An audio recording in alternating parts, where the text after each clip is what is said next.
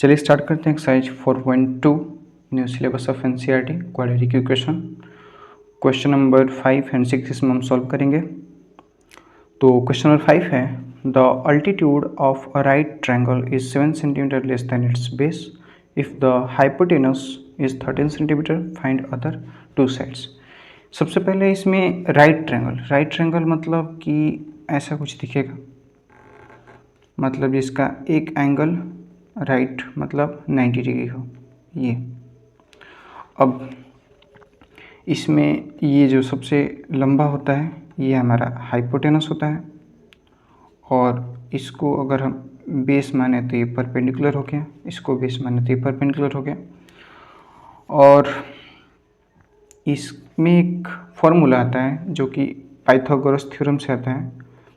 Pythagoras theorem जो कि ये बोलता है कि अगर इसका हम स्क्वायर कर दें और इसको स्क्वायर कर दें, इसको स्क्वायर कर दें, तो इन दोनों का सम इसके सम के बराबर हो जाएगा। मतलब H square hypotenuse square is equal to perpendicular square plus base square. और इसी फार्मूला का हम इसमें क्वेश्चन में यूज करेंगे, इसलिए मैंने पहले ही बता दिया। अब अल्टीट्यूड मतलब परपेंडिकुलर होता है इस केस में। उसके बाद यहाँ पे दिया हुआ है कि जो अल्टीट्यूड है वो 7 centimetre less than it's base, मतलब जितना बेस होगा उससे 7 सेंटीमीटर ही कम होगा। और उसका हाइपोटेनस दे रखा है, मतलब हमारे पास हाइपोटेनस दे रखा है 13, पहली बात। दूसरी बात, हमें बेस से इसका कुछ अल्टीट्यूड का कंडीशन दे रखा है, तो हम मान लेंगे लेट बेस तो दिया नहीं है तो हम बेस मान लेते हैं एक्स। ठीक है, बेस भी हमारे पास आ गया। और जो इसका अल्टीट्यूड है वो कितना दिया हुआ है, 7 centimetre less than it's base, मतलब जितना इसका बेस है हमने एक्स माना है उससे 7 कम है, तो इसका अल्टीट्यूड ही हमें पता चल गया। और जब हाइपोटेनस पता है, बेस पता है, अल्टीट्यूड पता है, तो इसको इस फॉर्मूला में पुट कर देंगे जो कि है H square is equal to P square plus B square, या हम ये कहें कि P square plus B square is equal to H square. तो यूजिंग पाइथागोरस फॉर्मूला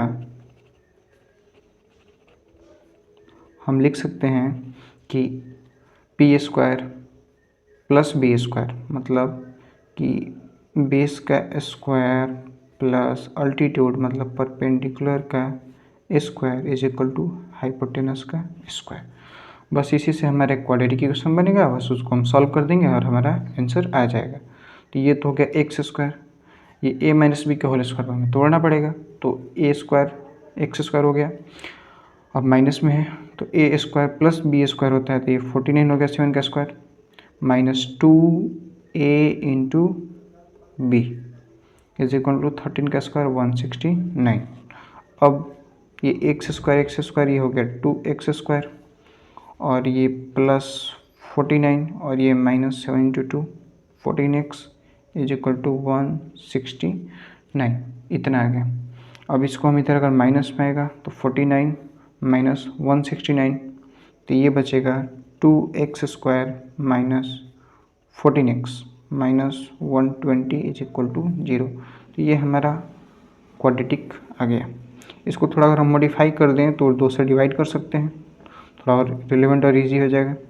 तो ये हो गया एक्स स्क्वायर, ये माइनस 7x माइनस 60, ठीक है, इज इक्वल टू 0। ये हमारे पास आ गया क्वाड्रेटिक फॉर्म।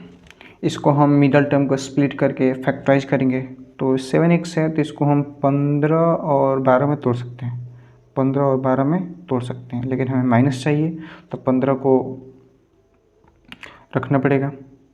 ठीक है, तो यहाँ पे हम बोल सकते हैं कि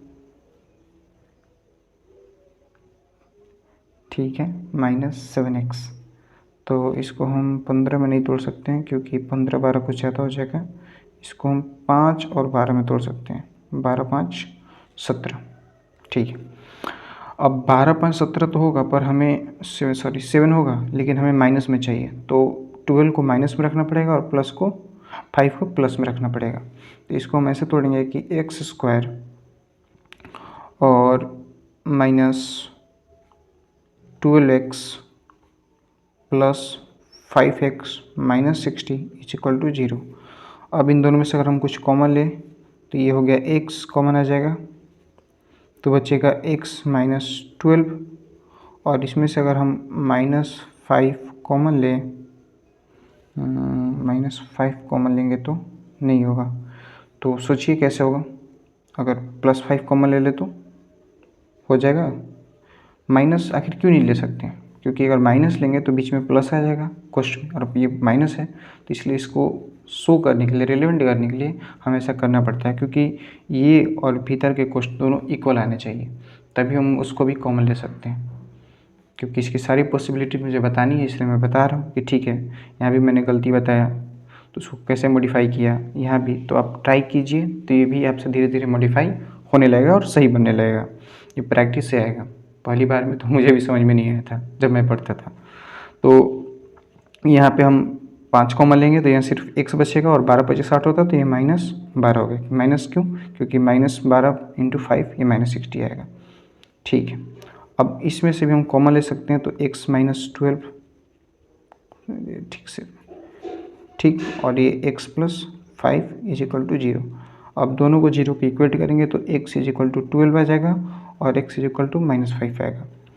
अब हमें जो साइड चाहिए तो नेगेटिव लेंथ होता नहीं है, इसको इग्नोर करेंगे और ये हमारा आंसर होगा। तो 2 साइड्स पूछा है तो हमारा बेस हो गया 12, और एल्टीट्यूड ये हमारा बेस हो गया, और अल्टीट्यूड x - 7 मतलब 12 - 7, तो हमारा अल्टीट्यूड भी हो जाएगा। इसलिए अल्टीट्यूड = x - 7 मतलब 12 - 7, और कितना हो जाएगा 5।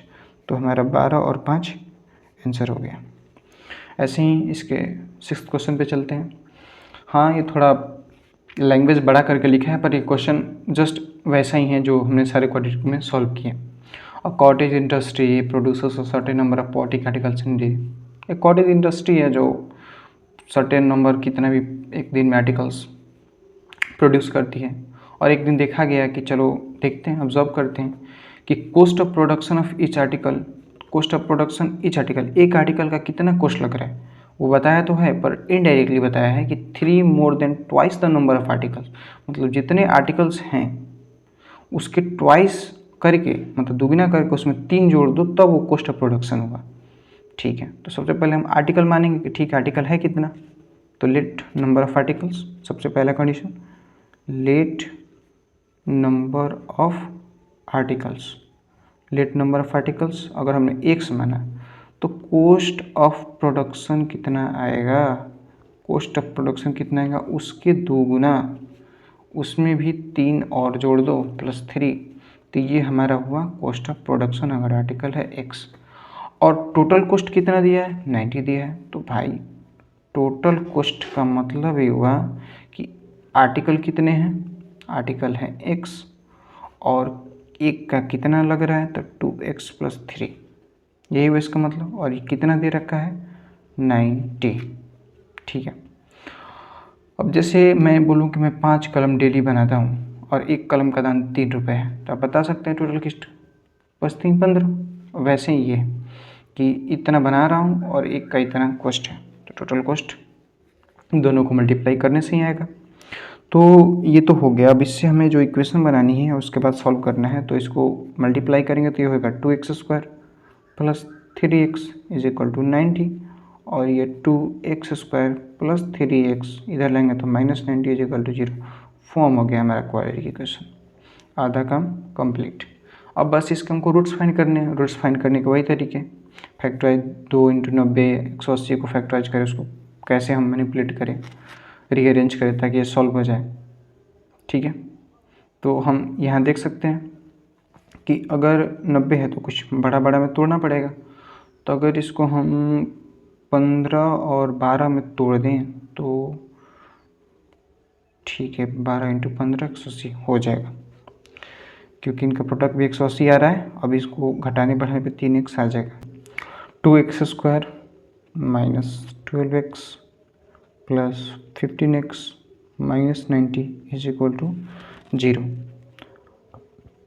इसमें से अगर हम कॉमन लें तो 2x कॉमन ले सकते हैं, तो ये बचेगा x - 6, और यहाँ भी अगर हम कॉमन ले 15 तो यहाँ भी बचेगा x माइनस 6, 15x माइनस 15 चक्का 90 होता है 0।